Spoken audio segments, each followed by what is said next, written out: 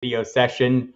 I know that's not football season. Well, it's like still football season, but not football season in action for all of us. 65-day-a-year reality show that is the NFL. Fantastic that it is. And also some good news today to start things out. We have some good news on Damar Hamlin, who has been released from the hospital, and it sounds like he's well on his way to recovery. So great news there. A week ago Monday, we were having a whole different discussion. Monday night, horrible situation. Game canceled. Many of us had to work through fantasy championships. Granted, a far less important situation than what Damar Hamlin was dealing with, but still, we had to deal with it. So I know a lot of leagues out there had various issues working through, and some people were a little easier to work with than others, as always is the case. Hello, Andrea. Thanks for coming. Appreciate everyone showing up. So a couple things we want to do today. We can talk about this week's playoff slate. Happy to talk about that. Hello, JR1616. Thanks for coming. We can discuss that, and I'll hit on the injuries a little bit and some of the issues we need to be watching for in general on that. And there's always something, as you know. But also had some coaching changes. Just tonight, Mike LaFleur, the offensive coordinator of the Jets, got the rush. Scott Turner. I mean, it's been an ongoing process. We have some head coaches lose their job. Cliff Kingsbury, most notable. A little talk that DeAndre Hopkins might be available via trade. Makes perfect sense. A little talk about Aaron Rodgers, who has apparently already started the process, meeting with the Packers management and kind of trying to figure out what his future is with the club, right? He talked about it after the game. I thought, his comments post-game were really good. Had to give it a little time to let the emotion kind of divorce the emotion from the process, get past that, and then have discussions with the team and see where everyone is at, right? And then so it sounds like that process has begun. So good news there. He said he wouldn't hold the team hostage, so maybe they'll get something done. Maybe DeAndre Hopkins ends up a Green Bay Packer as part of the whole reason to keep him around. Look, Aaron Rodgers has like 60 million reasons to stick around and play again in Green Bay this year, but nothing is certain. See people in mock drafts drafting Travis Kelce #1 overall. You will see that, I bet, a lot, right? And we're going to talk a little bit about that as well. Like, who are the top players, by position, and is there any reason to expect some fall off? And I'd also like to hear what you guys would like to hear about, right? What do you guys like to talk about in the offseason? Because we're going to be doing this all year round like we always do. But want to make sure I hit some of the things you want to hit. And I know last week we had Scott Kobe in here, mentioned he wanted to hear the top 5. We're going to get to my top 5s. Don't know that I'm going to do that tonight, but we're going to go by position, do our overall, kind of reveal that over the coming weeks here as we kind of sort through things. But I thought, we could start that discussion by kind of identifying the players who performed well. We know who all of them are, and kind of talking about why they did so well and why we should expect them to continue doing that well or not. Right? So that's always part of the process. I have a number of, tasks that I kind of put together. That's one of them. We'll look at the top players and kind of see who I'm concerned about regression. Austin Eckler would like me to know not everyone regresses. Thank you, Austin, for reminding me of that. The touchdown numbers were great for Austin Eckler. Great season for him. He'll obviously be in that top 5 conversation for sure, along with Christian McCaffrey and Travis Kelce. So, what are you after in fantasy football? What is the key to success? Well, it's leverage over the field at each position, right? Just like in we'll get into the one and done and multiplier playoff leagues too. I'll talk about that. And any questions you have on that, JR1616, please put them in the chat and I will get to them accordingly. But I do think there's a pretty strong argument to be made to Travis Kelce, because what are you looking for? Leverage over the field. Who gives you more leverage over the field than Travis Kelce? I mean, yeah, I know Evan Ingram was great at times. So was George Kittle the last few weeks. But week to week, season to season, who gives you better leverage over the field at his position? Could you argue Josh Allen? I don't know. Patrick Mahomes managers might say otherwise. Other quarterbacks have risen up the ranks. Jalen Hurts. At running back, I think you could argue Christian McCaffrey. Hello, Ivan. Thank you for coming. Happy New Year to you. I think you could argue Christian McCaffrey at his position. You could say Cooper Kupp at his position did, but are we confident he's going to continue being that? Because I don't think Sean McVay is sticking around. I don't think anyone in Los Angeles thinks he's sticking around. Is that going to be a determining factor for Cooper Kupp? Can he still be a dominant force as he is, or should we look at Justin Jefferson as that, who is less consistent week to week, right? So we're going to talk about some of that stuff. Let me hit some of the news items, some of the injury items that we're going to be interested in this weekend. Trevor Lawrence dealing with the same toe issue he has been. Mike Williams has the back issue. Boys, Brandon Staley did not like us all complaining that he kept his starters in too long last week. So he only got so many guys. Only got 48 guys. Got to do something. Well, Giants only have 48 guys. I didn't see any of their stars out there, but, whatever. I mean, look, there's no right answer here. It's like, we're always looking for something to get mad about or get ticked off and complain about. Well, in this case, we'll complain about him, playing all starters. If nobody got hurt, we wouldn't be complaining, but the Giants didn't get anybody hurt. So I'm just saying, he's the one paying the price, not us. Well, us, if we're hoping to play Mike Williams, or we want this offense to be at full speed, because what? Well, the games with both Keenan Allen, there's only been 4 of them all year, right?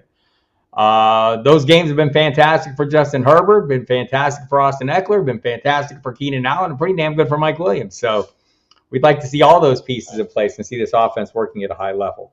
So we'll kind of see how that plays out. JR, if you have any specific questions about who you want to play this week, we can go through the rankings a little bit and discuss that.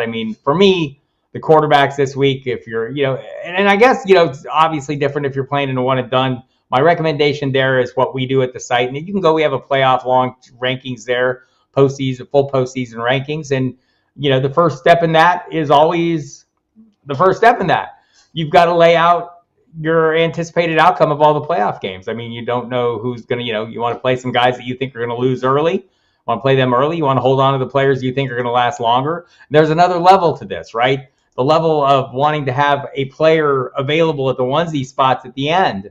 And so, my approach is always I'm playing a one conference, right? Like at the onesie positions, I'll play all quarterbacks so that at the end I have a quarterback to play for sure. And so if you play, you can do the same thing with kickers if you play with kickers and defenses.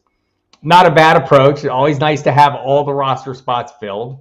And it might mean, having to make some hard decisions early on, like which side of the ball am I going with. I think it's interesting this season. Who should I play this weekend, Andrea? In a one and done, so again, you need to go through and see who you think is going to get knocked out early. And maybe you want to focus on some of the teams that you think are going to get knocked out or that aren't going to go as long. And so, I think it's interesting to see how many decent tight ends there are this week. In a season when there aren't a lot of decent tight ends, there's a lot of decent tight ends playing this week. George Kittle, TJ Hawkinson, Mark Andrews, Dalton Schultz, Mark Ingram, Dawson Knox has been on fire. He's caught a touchdown in 4 straight games. Gerald Everett, Hayden Hurst.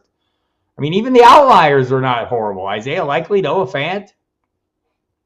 Crazy for a year when there aren't a lot of tight ends. So, Andrea, what are you looking for specifically? And you as well, JR. Give me some specific questions and I'll dive into them. But I do think this is Emil and I have gone through, and if you go to the site and you check out our playoff long cheat sheet, we've kind of laid out how we think the playoffs are going to go. I think we've been, and I tend to stay chalky when I'm doing this because I think the chalk is usually, fairly correct. You never know, when there's going to be an upsets, etc. But I think this year it's, the chalk is fairly good, and I think we stick with that for the most part. I think we have maybe one kind of upsetty kind of situation. I want to say San Francisco, Minnesota. What do we have? In the championship round, we have San Francisco over Philadelphia. San Francisco just seems to be playing better football, right? And we have San Francisco going all that way. Look, I'd be mining the San Francisco offense throughout, even if you think it's not going to go all the way. There are enough pieces there. It's a high-end offense. I love Brandon Ayuk, love George Kittle. I think Elijah Mitchell is going to be a playable commodity. Christian McCaffrey, obviously a super high-end commodity. The Seattle Seahawks in that same game, I'm not as interested in Kenneth Walker because it's a tough run matchup, right? And he didn't fare well against them last time. A lot of these games, we have teams that have played each other this year, some of them more recently than others, like Minnesota and the Giants. I think it was week 15 or week 16. It was that 61-yard field goal to put it over the end for Minnesota, so it was a pretty good game.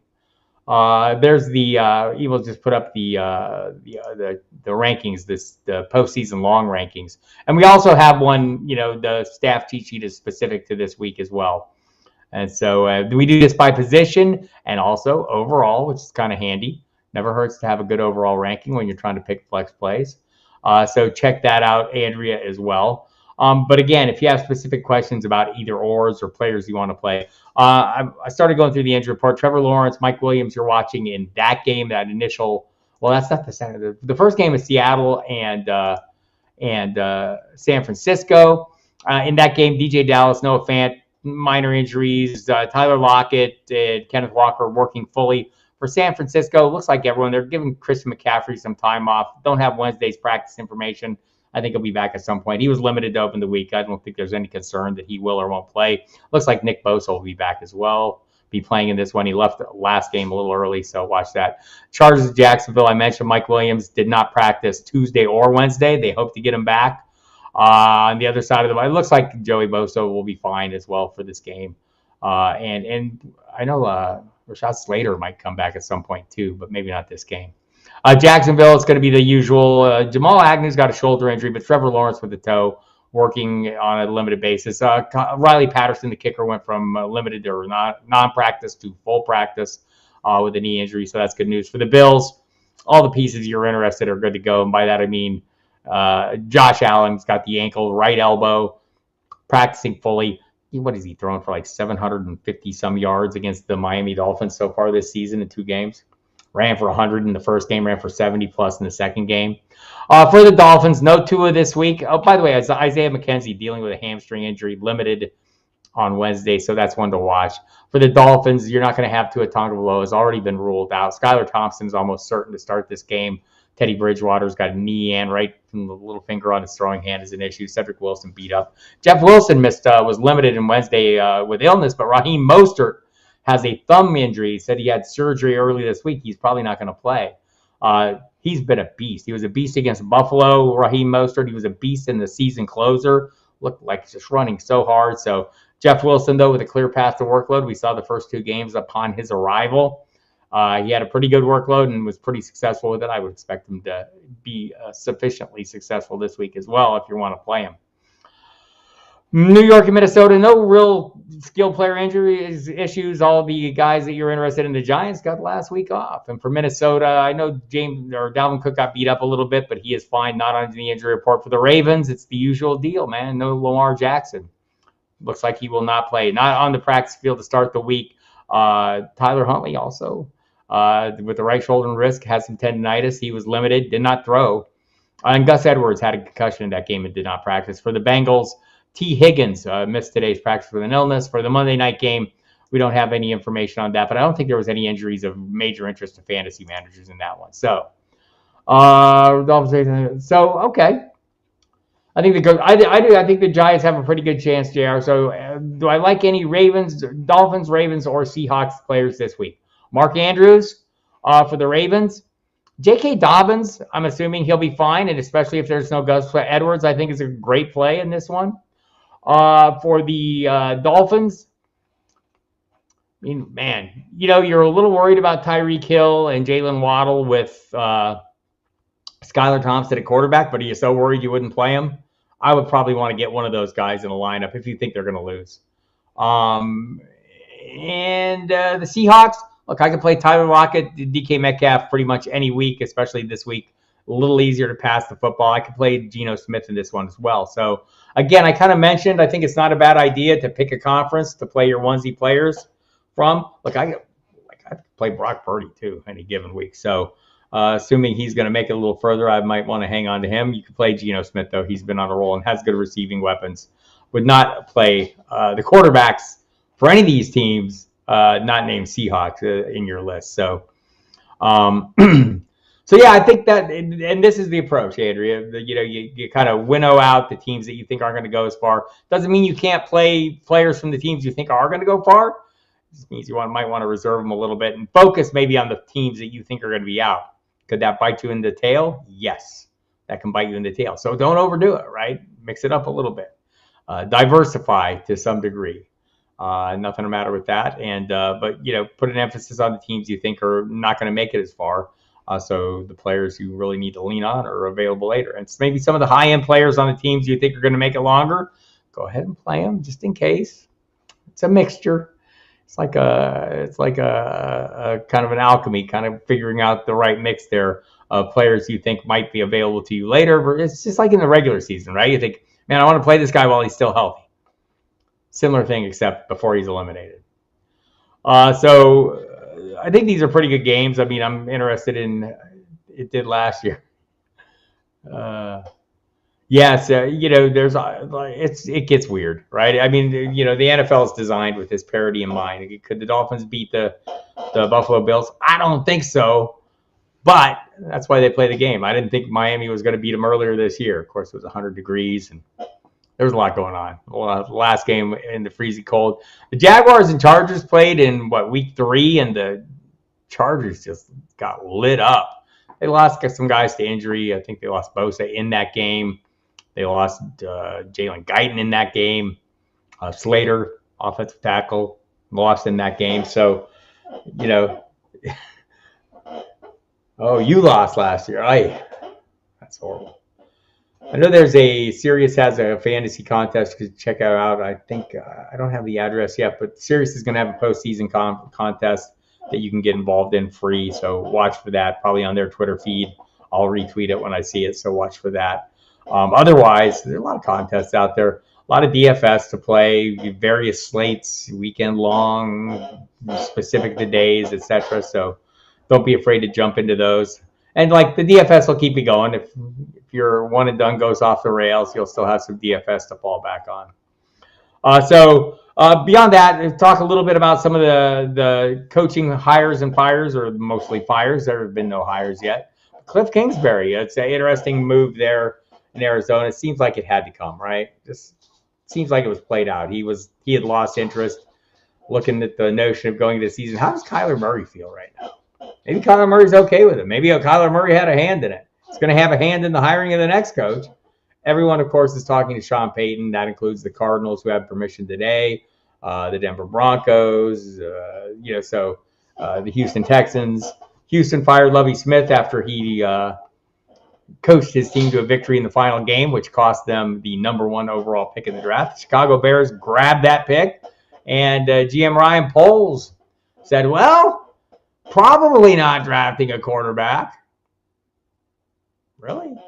I mean, we love Justin Fields from a fantasy perspective. Is he as appealing from an NFL perspective? Did he progress as a passer? I would say it's probably not fair to judge his season as a passer, given the dearth of receiving talent on this team. Darnell Mooney's great. Chase Claypool, not so much. Equanimeous St. Brown, he's okay. He got a contract extension, but not a special player. Dante Pettis, Byron Pringle, Cole Kmet was fine. But I think they realize they need to build around him, and I'm sure that first pick overall will probably be available. Maybe a team like the Colts would like a quarterback. Houston would love to have that first pick overall that they should have had. Houston's got to find a coach. Who wants to go coach that team? Nick Casario has even mentioned, maybe he's not going to stick around to be part of the rebuild there, which Brandon Cooks wants no part of, by the way. And who blames him? Who wants to be part of a rebuild? Rams heading for a rebuild? Heading for something. It seems like Sean McVay has no interest in coaching this team anymore. I know if you talk to people who follow this team closely, they don't expect him back. He's allowing his assistant coaches to move on, take other jobs, not trying to retain any of them if they want to move on. And if they want to stick around, they can. Until he decides to go, and he's going to decide to go pretty soon. I don't think they'll keep him hanging very long, just like Aaron Rodgers will probably decide by free agency. It sounds like a lot of these decisions will be made soon, but I think the McVay decision will come very soon. I think the decision's made. The announcement will come soon. Then we'll see if any other coaching moves kind of develop over the course, Like, I'm not thinking playoff teams are going to be firing coaches, but playoff teams could fire coaches. Will Power, Chicago trade to get to the number 2 pick and get Cooks and 2 more plus. So I think that's honestly, when Ryan Poles says, well, if a quarterback, unless we get blown away, we're not drafting a quarterback, which means they can still get blown away, which means somebody still has to come trade with them. And I think that's what that comment was about. I know we read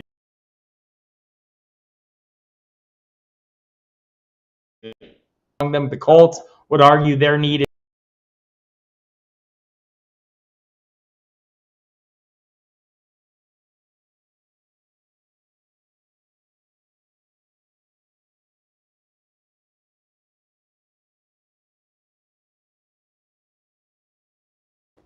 There I'm unfrozen. Takes a minute. Sorry for the freezing, people. It's not even cold here. I am back. Anyway, so, plenty of needs for quarterbacks and always a need for quarterback and a handful of good players there at that position. So we'll see how it plays out. But I agree, Will. I think somebody is going to trade up into that pick, and Chicago is just setting themselves up for that success. And yes, Houston has a lot of ammo, and Cooks would be a great part of that. No, I would agree with that as well. So yeah, I think this, it'll be interesting to see how some of these storylines play out, how some of these coaching moves play out. I think everyone's kind of waiting for Sean Payton. We'll talk with Brandon Staley get the hook if he doesn't go far in the playoffs, because I think Sean Payton, ideal landing spot would be the Los Angeles Chargers. I think that would be his ideal spot. I think someone's going to be interested in Denver because Russell Wilson. What good coach doesn't think he couldn't fix what's wrong with Russell Wilson? And it's entirely possible, people. The Seahawks, I'm not a huge Pete Carroll fan. Pete Carroll, I've complained about to the point where I actually swore on the air. I've never sworn on Sirius one time. I was talking about Pete Carroll. That guy. Anyway, but he's got, kudos to him and John Schneider for, getting off the train before the final stop, right? Sometimes you wait a little too long. And in the case of the Seahawks, they did not wait too long, right? So good for them. Geno Smith was a great play. Do they think Geno Smith is the answer quarterback? Will they be in the market for a quarterback? Would they be interested in trading up? Entirely possible. Geno Smith's had a phenomenal year, right? I'm not going to discount that, but, is that the long-term answer for Seattle? I don't know. There's going to be a lot of interesting developments in the coming weeks. I did want to look at some of the top players here. And again, if you have any specific questions about picks, players for this week's games, please add them to the chat, and I will address them specifically. But until now, I wanted to look at some of the top plays this week. And, as we start figuring out, the top of the rankings, the 2023 rankings, which are way too early, but we don't care. We like to get started. And I know, if you were here last week, Scott Kobe asked about that, and I hadn't started the process. I'm starting the process. So as you look at this year's top players, what am I looking at? What am I most interested in? I'm most interested in, points per game, right? So as we look at the quarterback position this year, and I'll use a generic scoring system. I'll use a Sirius, the league that I play in, which is, just a standard PPR league. Patrick Mahomes, 25.3 points a game. Josh Allen, 25.8 points per game at the top of that heap. So I'm interested in that. Jalen Hurts, 25.7, slightly ahead of Mahomes in the games he played. I think those three, Allen, Hurts, and Mahomes, are right at the top. After that, you could start looking at some various, look, Justin Fields was over 20 points. But I think quarterback scoring in general was down a little bit. So you start looking at which of these quarterbacks have room for upside. Joe Burrow, 22.9, was outside of those three at the 25. Does he have a ton of room for upside? He has a little room for upside, right? I think if, had some issues with Jamar Chase being down for a while, that might have been, that could move the needle a little bit, having a full season with him. For Justin Fields, there's a lot of room for improvement, right? As a passer, most of his production comes as a runner. So plenty of room for improvement there. Beyond that, some of the guys at the top, Daniel Jones, 18.5. Room for improvement. Tua Tagovailoa, not sure about his future. Kirk Cousins down at 17.9 range with great weapons and maybe throwing the ball more than he has. So I think, for the purposes right now, the top three I'm going to identify easily as Allen, Hurns, and Patrick. And Burrow's right up there against him. Justin Fields right up there against him. Justin Fields with a lot of room for improvement as a passer. Will he make that improvement? Lamar Jackson, by the way, averaged 20.3 points per game in the games he played. I think he's always going to be in that conversation. Kyler Murray averaged 19 points per game. I think with the changes there that are coming, that's going to be a little bit, that's a little bit of a harder conversation to have for me. I'm going to have a tough go sticking with Kyler Murray just because look, if DeAndre Hopkins is gone, he's running a new system, and he's not going to be around for the start of the season, which he is not. That's going to be tough. How many teams from each conference do I feel have a legit shot at the Super Bowl, and who are they? Thank you for asking, Jimmy. Look, I think, in the current NFL, everyone has a shot. For me, I think legitimate shots, in the AFC, it's Buffalo and Kansas City are right at the top there. right? Cincinnati's in the conversation. So I think all three of those have legitimate shots.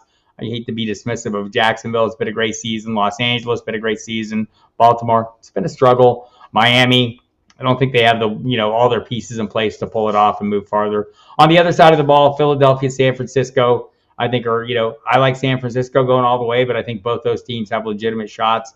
I think after that, I'd be hard pressed to think any of these teams have can play with either of those two teams. I mean, any given Sunday, yes, but generally speaking, I don't see Seattle making it past this week. Minnesota and the Giants, we saw 2 weeks ago that could go either way. I'm going to say it's going to go Minnesota's way this week. Tampa Bay over Dallas, we saw them play week 1. I'm going to say just the way the trajectory of both teams, I like Tampa Bay a little better, but I don't think either of these teams going much farther than that, right? So it's Philadelphia, San Francisco with is my two favorites there. So I think those are 5 teams have shot, I would say, a legitimate shot. Kyler Murray says Will Power might miss the whole year. He's unrankable. I don't think he'll miss the whole year, but enough of it that I kind of agree with you. I don't, I was talking to Mike Dempsey a little earlier today, and we were kind of joking. I always talk about players that I add to my 10-foot poll list, and he is thinking Kyler Murray might be on my 90-foot poll list, the players I won't touch. I don't know if it'll go that far, but it's going to be tough. And again, with a new coaching staff coming in, what's the offense going to look like? Maybe some of it will depend. I think Sean Payton could do something with Kyler Murray, probably so. But not until he gets back on the field. And that might not be until October, maybe November. So, that said, people were drafting Deshaun Watson this year with the hopes he would come back and get something done, which he had a game. We'll see what he can do next year. And we'll see with Lamar Jackson. He's going to probably be playing on the franchise tag, barring a new deal. It doesn't sound like the Ravens want to pay him that fully guaranteed contract he's after. Thanks to Deshaun Watson for setting that bar for all these teams to try to overcome. Look, teams did deals after that weren't fully guaranteed, but were heavily guaranteed, right? And I think that would be the expectation, a lot of guaranteed money. But Lamar Jackson, if you're the Baltimore Ravens, how do you view this, right? One of the best abilities is availability. He hasn't been available for a month when it mattered most. Look, it's not a knock against players to get hurt. I'm not knocking it, but if you think it's not coming up in negotiations or it's not on the Ravens' mind when they negotiate. Beyond that, it wasn't he wasn't playing great. I get it. He was getting 20.3 fantasy points a game. But is he getting Atlanta? Will Power says for Lamar. That would be interesting because definitely the Falcons are going to be in the market for a quarterback. Obviously, they haven't said so. I believe today they kind of made it sound like they're willing to work with what they have. We'll see about that. Not so sure that's the case. That's been that's a limiting factor for them for sure. So yeah, a lot of interest in the quarterback position, but I think those top, I'll run it down to Joe Burrow as the top 4. Hard to say, that I would not that any of those guys that I have any reason to believe any of those 4. Josh Allen, Joe Burrow, Jalen Hurts. I'm not doing them in order. Let me do them in order. Jalen Hurts.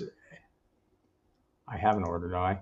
Allen, Hurts, Mahomes, and Burrow in that order. I think, it's hard for me to, I may adjust the order going forward. Like Patrick Mahomes, what if they add DeAndre Hopkins? What if they make a big move and add a big player? Jalen Hurts has all the players he needs and the upside he needs, right? The rushing upside, everything's there. Same with Josh Allen. Whatever they add or don't add, I think you feel confident. So Allen and Hurts definitely at the top, the top 2 for me. And, anyone who wanted to say, well, I'd rather have Patrick Mahomes, I'm not going to sit here and say, no, don't have Patrick Mahomes. He's not as good.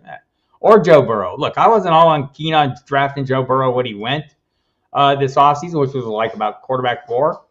But he's lived up to it, even with Jamar Chase kind of, being out of the picture for a month. So interesting stuff there. Running back for me, it's 2 players are clearly head and shoulders above the rest right now. And again, I don't see a huge reason for a big drop-off in those. And those players are Christian McCaffrey and Austin Eckler. Right? And you look at the average points per game this year. Eckler, 19.2 points per game. McCaffrey, 18.6. I think I'm going to go ahead. I'll probably be ranking McCaffrey ahead of Eckler. just for the usual reason. And look, it's a split workload there in San Francisco. They're using the hell out of Elijah Mitchell or Jordan Mason or whoever, but I don't think that hurts Christian McCaffrey any more than I think Austin Eckler, getting a lesser workload when they can find someone to work with them.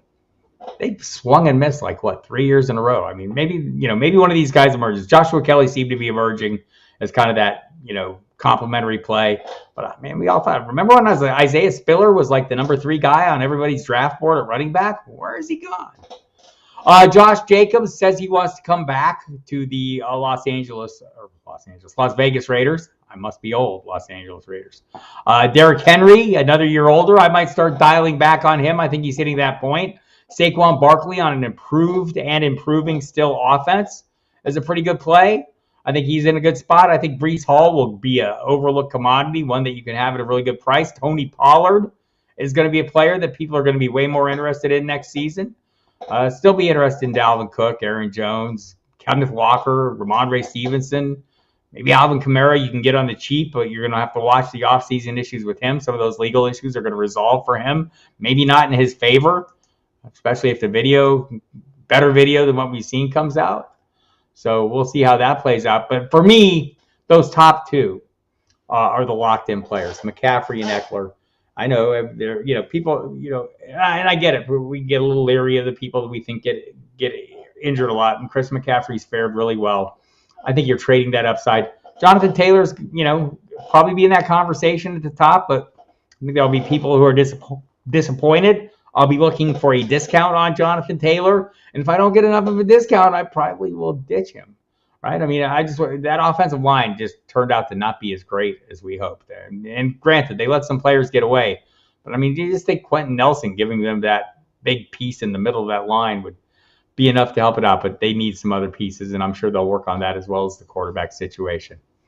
Andrea likes those 2 as well. I think that, I think it's almost a low-hanging fruit call because I do think there are other players that I'm going to be very interested in. I mentioned one of them. Breece Hall is what I'll be looking for the discount on. Thought he just looked phenomenal, right? I think people are going to be overpaying for Jamal Williams this year, just like they overpaid for DeAndre Swift last year. I'll be looking for the discount on Swift, right? That's the kind of player that I want a discount on. Dameon Pierce, kind of a guy that got forgotten as he got hurt down the stretch, plays on a lousy team. He ended up performing way better than I expected. So that'll be a player I watch and hope to get a discount on. Tyler Algier will be one of those guys I'm looking to get a discount on. Look, I love Jerick McKinnon. I've loved him down the stretch. I've touted him highly.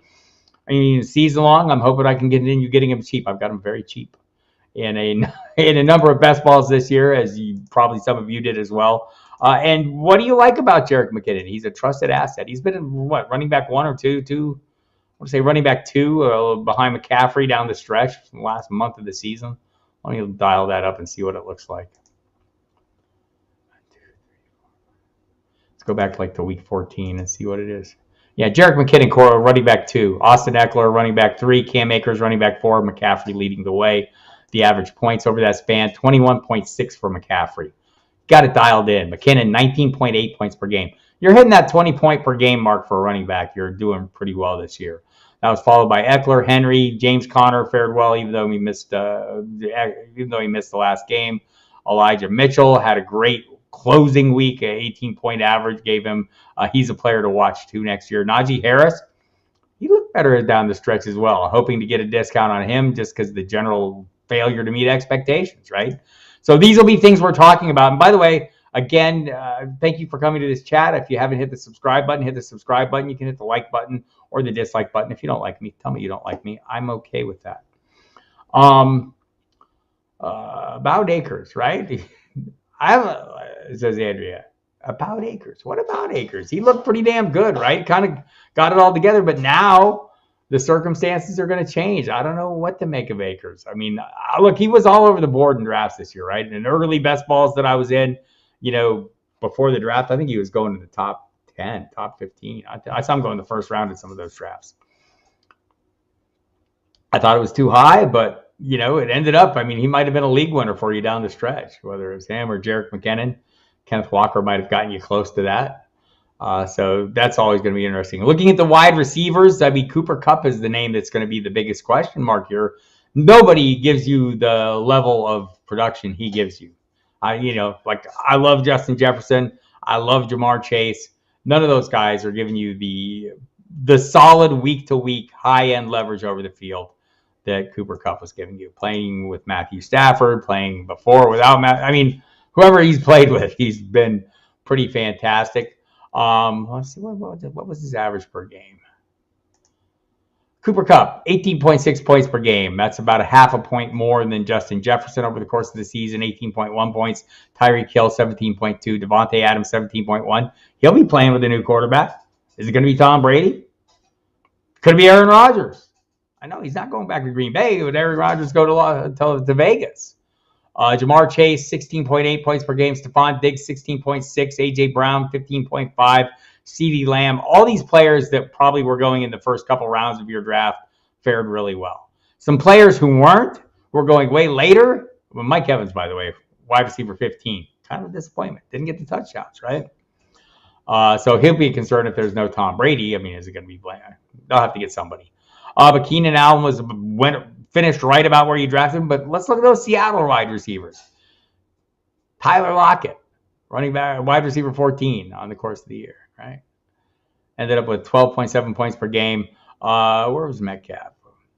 11 points per game. Brandon Ayuk, 11.4. What are we doing in San Francisco with these players? Is it going to be Brock Purdy, quarterback? We'll have to decide that. But look, if Cooper comes back, Cooper Kupp, it's going to be a hard call between Justin Jefferson. I think most people are going to default to Justin Jefferson or Jamar Chase or Tyreek Hill, even depending on the quarterback situation in Miami. And we should not discount that. We don't know how that's going to play out. We don't know if they're going to be able to rely or feel comfortable relying on Tua Tagovailoa, given current circumstances. Andrea says, I don't think going 0 RBs. I'm not going 0 RBs, but I might go hero RB this year. I think I'm just going to follow. I've talked about it in some of these other live streams and on the radio program, which, by the way, you can hear throughout the rest of this month through the Super Bowl. We'll be on our usual days anyway. Monday, Thursday, and Friday at 10 p.m. We'll do 2-hour shows. Saturdays, we're moving from the nighttime to the late afternoon, 3 to 5 p.m. This week, Babiano will be on with me while Dempsey is away covering the Jaguars. So otherwise, usual times, Monday, Thursday, Friday, 10 p.m. Next Monday, we'll go for 3 hours because there's a game on. So check that out.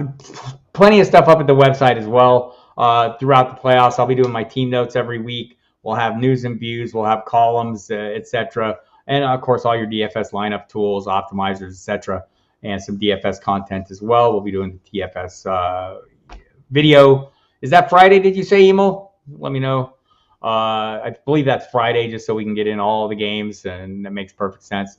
I think Phelps will be doing some prop bet stuff again. So yeah, Friday night for the DFS with Jamie Calandro and Eric Romoff. Fantastic job they've done all season. So before I dive into the tight ends, Jimmy Williams has a little question here. So who are the real sleeper teams in each conference from Wildcard weekend that can get their conference championship games? I think any of them, right? So if I was sitting here and you made me pick one, right?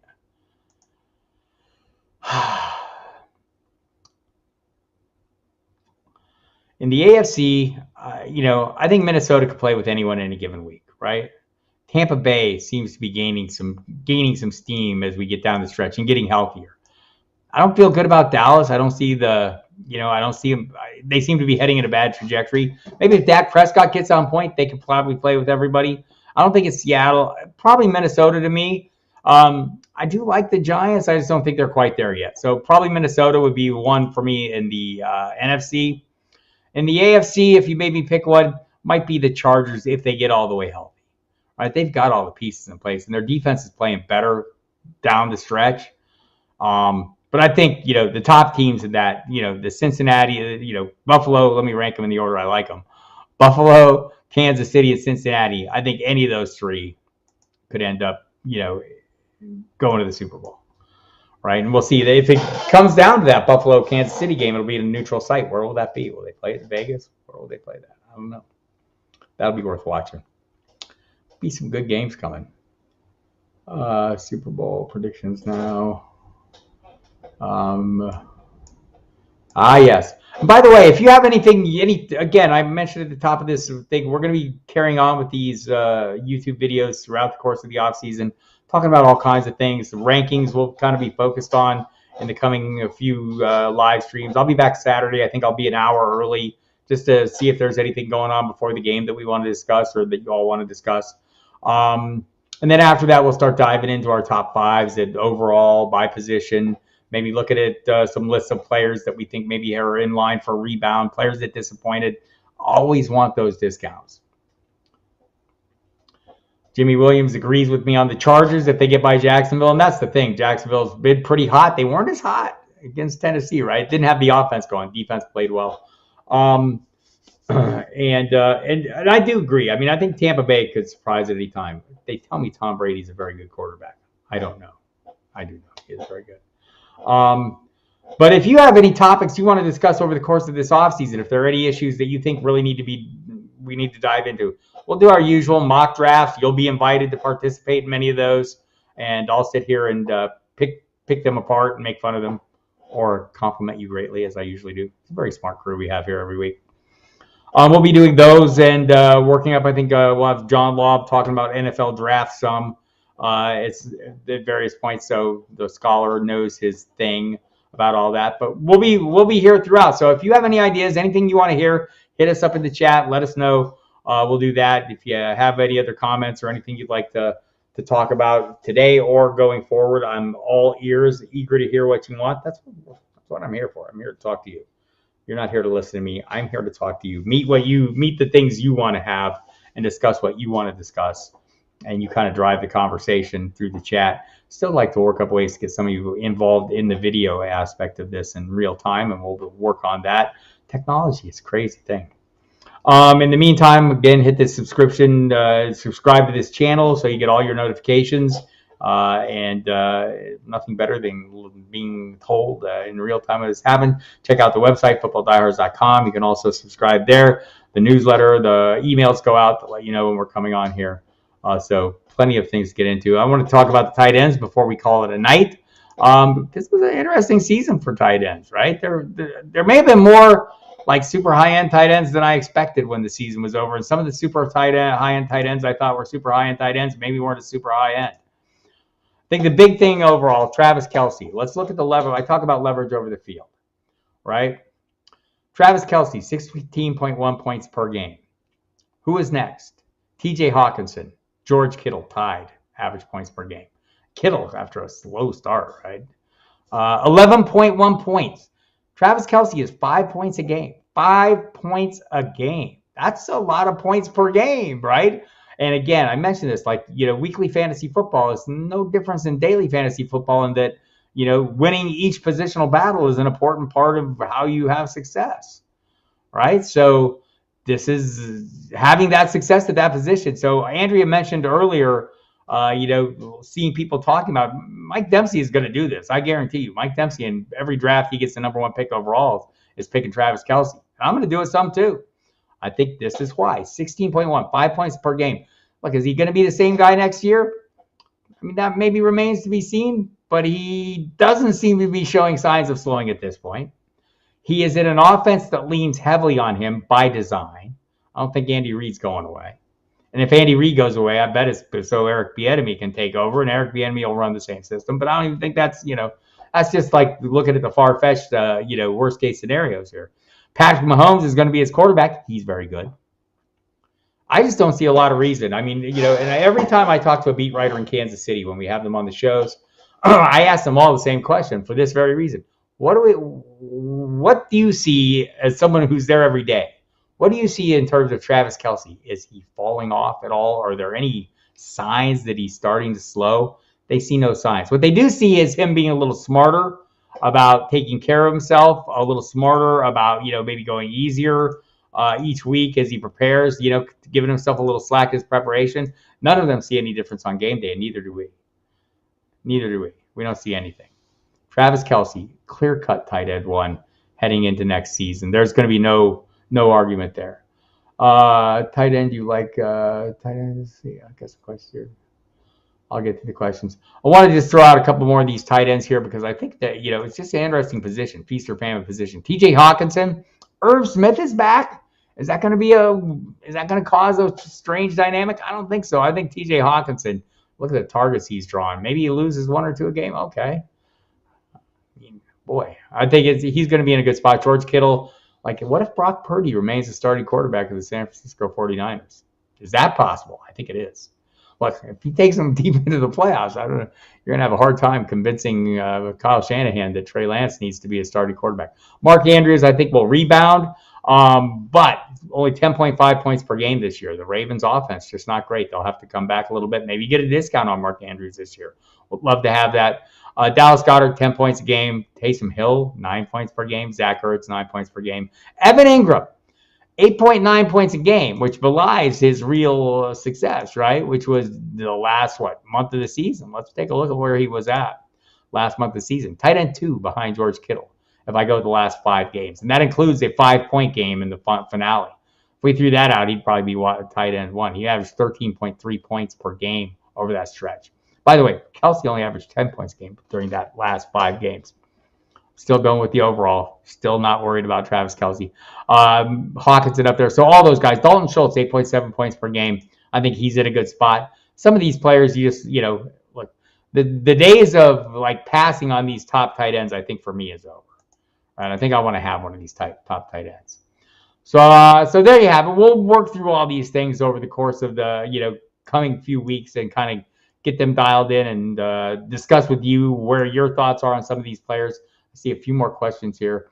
Superflex Dynasty. I have Hurts, Herbert, Trevor Lawrence, and Daniel Jones. I've had some trade offers. Wow, that's a good roster, JR. Looking for a wide receiver 1. Best offer so far has been Terry McLaurin. I'd hold out for more, man. Quarterbacks and Superflex, this are gold. And Trevor Lawrence, top 10 quarterback, is even more so, right? And I think expecting him to be a top 10 quarterback next season is very reasonable. So I'd hold out for more. I'd want more. Maybe you need like a good receiver at a second piece, but not McLaurin for me. Don't know what that offense is going to be next year. Scott Turner's gone. Look, Scott Turner, I know they aren't happy with the overall numbers. Rod Rivera wasn't happy with the rushing output. I was pretty impressed with how he schemed his receivers to some success, including Jahan Dotson, Curtis Samuel.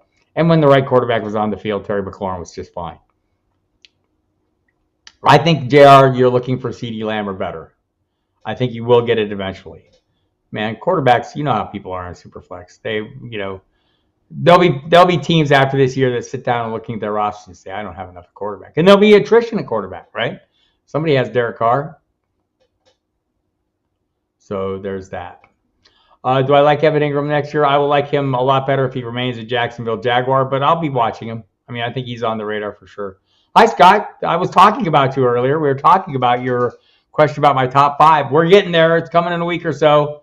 Who is the player in Dynasty I want to have on my roster heading into 2023? Travis Kelsey, even in his advanced years.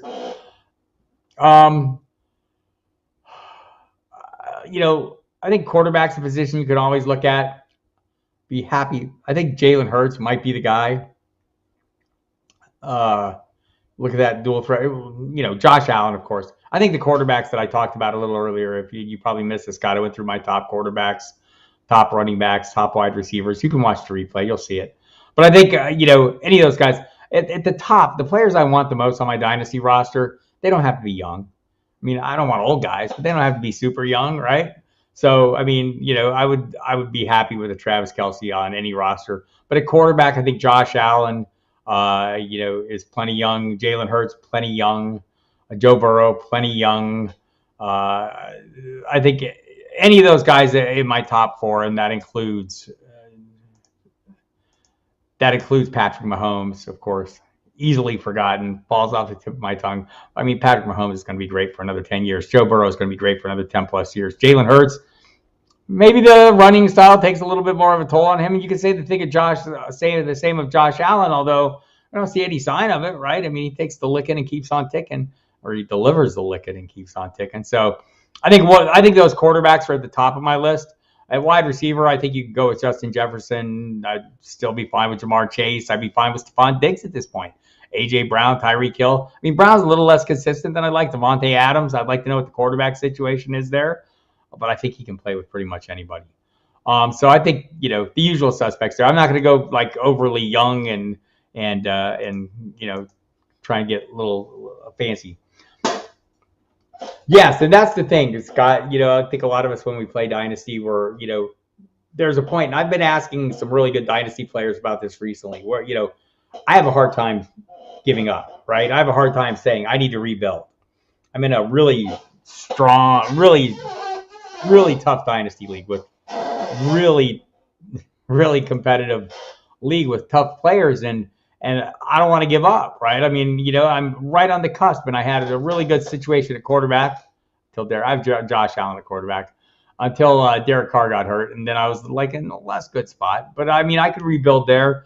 But that is the problem, man. Is when is it time to rebuild versus when is it time to go for that championship? And my general tendency, just being competitive, is I never want to say it's time for a rebuild, but knowing when it's time for a rebuild. I know in that particular league I mentioned, Matthew Berry has been trying to. It's a 2-quarterback super flex league. He has Patrick Mahomes. He would like Josh Allen, and I think the rest of the league would come kill me, right? I mean, and with a good reason. Like that's like handing him the keys to the league, the title, for an extended period. So not going to do that. But I agree. You have to have a couple of young players ready to take over and ascend. And that's not always easy to find. Some of these deeper leagues, you and I, play in a lot of deep leagues. I know some of you are familiar with some of the leagues that we've created for the Diehards Dynasty League, all the 22 Deep League. Some of those are pretty tough leagues. But in that one league I mentioned, my roster is at quarterback is taken a hit, right? Josh Allen, I had Derek Carr. I thought that was great. And after that, now I'm kind of hurting. I've got Jordan Love. I've got as maybe a speculative play. I had Davis Mills, who was at least starting when Derek Carr wasn't. I have Skylar Thompson. I don't think he's going anywhere. That was a Matt Waldman special. At running back, got Dalvin Cook and not a lot else. At wide receiver, I have Jamar Chase. Not a lot else. At tight end, got Pat Freiermuth. I got a lot of good tight ends. Dawson Knox, Taysom Hill. I have players I could live with, but I feel like this roster is one. Just I'm throwing this example out that I should probably be willing to let go of some players and rebuild there. Boy, letting go of Josh Allen and Jamar Chase just seems like it's farther than I can go. I just can't do it. So it's going to be hard to, that rebuild will be a slog, very competitively. Peckish ATX wants to know if we can conclude that Christian Watson is injury prone from the small sample size. Is that a concern for you at this point? For me, I am injury agnostic, so no, I'm not concluding. I'm not going to conclude that at all. Look, he's had some bad luck this year for sure, and it's a concern. I don't think it's a prohibitive concern. So far, they've been different injuries. It was the knee this summer. It was the hamstring at times. I don't. If it was a single chronic thing, I would have more concern. Yes, Wednesdays and Saturdays at the usual. Saturday, I'm going to go an hour earlier because my radio show's going to be earlier in the afternoon. By the way, 3 to 5 p.m. Sirius XM Fantasy Sports Radio. The other nights are the usual, 10 p.m. to midnight, Monday, Thursday, Friday. So yes, Wednesdays and Saturdays for a while still. Probably at least one of those days throughout the off season. We'd like to keep this going and keep you engaged and talk about the things you want to talk about. So again, if there are things you want to get into, go ahead and throw them in there. But just to get back to Peckish ATX, I'm injury agnostic, right? Everybody gets hurt. Everybody can get hurt. Football is a collision sport, and there is no one who is injury proof. If you looked at this year's top 12 ADP-wise going into this season, 8 of them had missed significant time due to injury. The ones who hadn't were either second year or were either going into their second or third seasons. Some of those have now missed significant time due to injury. Jamar Chase, Jonathan Taylor. So at this point, like 10 of those 12 have missed time due to injury. So everyone can and could get hurt. So you have to, you just have to deal with it. And that's why you have depth and things like that. Now, like if you have a bad feeling about a player, I know a lot of people are down on Christian McCaffrey. Like I'm playing that upside. I'm hoping you give me a discount by letting him last. I mean, I think there's leagues where I want to say I picked him up. The latest I saw him was like 6. Right. And so I took him there and I'm very happy I did. But I'm not going to draft based on the injury, and especially for a guy like Watson. What I will be interested in on Watson is his quarterback, right? If it's still Aaron Rodgers, I'm going to be way more interested. I think Christian Watson looks like a difference-making player, right? With that speed and that ability to take the top off the defense. I'm going to be drafting that next year, and I hope I get it at a reasonable price. I think unlike some other players who maybe went a little higher than they should have, I'm looking at you, Gabe Davis. Based on a single game, it was spread out for Watson a little more. I'm pretty bullish on Watson, and I'm hoping he can have better injury luck. Just like if you were looking for an injury-prone wide receiver, Paris Campbell for the Colts was it. I mean, the guy has had the most horrible luck early in his career. Concussions, car wrecks, compartment fractures, all kinds of weird things. And everyone in Indianapolis just said if he could just stay on the field, it would be phenomenal. Well, he stayed on the field this year, and he was pretty good. He avoided the injury. So, again, I think people would view him as injury prone, would view Christian McCaffrey as injury prone. I view those as opportunities. I would do the same with Christian Watson. If people dial back because they're afraid of him getting hurt, I will be diving in harder.